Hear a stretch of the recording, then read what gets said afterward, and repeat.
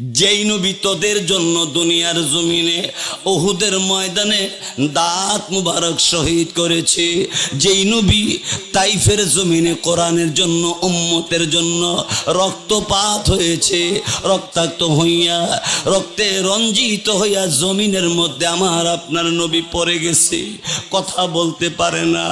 আমার আপনার নবীর ছেলে যায়েদ ইবনে হারেস পালক ছেলে তাকায় দেখে নবীজির দুই চোখের পানি বাইয়া বাইয়া পড়তেছে।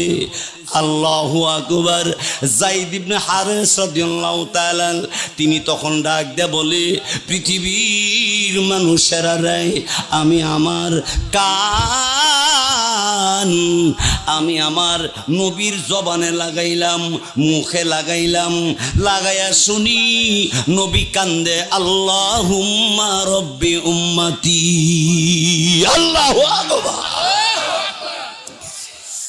জিবরাইল ফেরেশতা এসে ডাক দিয়ে বলেন, কি গো নবীজি, যে আপনাকে যারা যারা এইভাবে নির্যাতন আর এইভাবে রক্তপাত করেছে আর কোনো ভয় নাই, আমি জিবরাইল ফেরেশতা চলে আসছি, আপনি যদি আমাকে অনুমতি দেন একটা সেকেন্ডের ভিতরে সব ধ্বংস করিয়া দিব। আমার আপনার নবী ডাক দিয়ে বললেন, না রে জিবরাইল, আমার আল্লাহকে বলো আমার উম্মতকে যেন আল্লাহ ধ্বংস করে না দে। এরা যদি ঈমান না আনে, এদের প্রজন্ম যারা আসবে তারা ঈমান আনবে। জিবরাইল, এদেরকে ধ্বংস করা দরকার নাই। আমার ভাইয়েরা, তারপরে শুনেন, আল্লাহ পাক রব্বুল আলামিন জান্নাতের ভিতরে আমার আপনার নবীকে বলবে, হাবিব, যারা পরিমাণ ঈমান যার আছে আপনার উম্মতকে আমি আপনার খাতিরে মাফ করে দিলাম। নবী ডাক দিয়ে বলবে, আল্লাহ আর একটু দয়া করেন।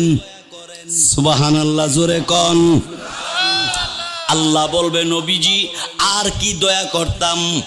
আল্লাহ দেখেন না আমার বান্দার আর কোনো দয়া করা যায় কিনা। তখন আল্লাহ বলবে, বান্দা তোমার কোনো নেক নাই, এদিকে আয়ো। আল্লাহর সামনে খাড়া করে কইব, যাও তোমার নবীর খাতিরে মাফ করে দিছি, তুমি বেহেশতে যাও।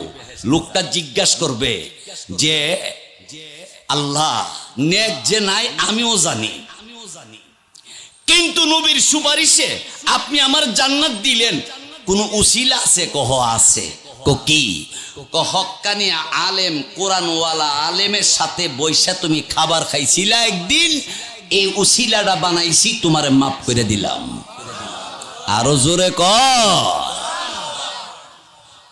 এই জন্য আলেম উলামাকে মুহাব্বত করবেন, এটা আমার কথা না, হাদিসে আছে, কুন আলিমান আও মুতাআল্লিমান আও মুস্তামিআন আও মুহিব্বান।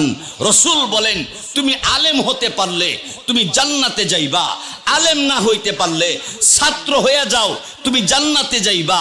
ছাত্র যদি হইতে না পারো, কোরআন হাদিসের মাহফিলের বয়ান শোনো, আমল করো, জান্নাতে যাইবা। তাও যদি না পারো, আলেম উলামাকে মুহাব্বত করো, জান্নাতে যাইবা।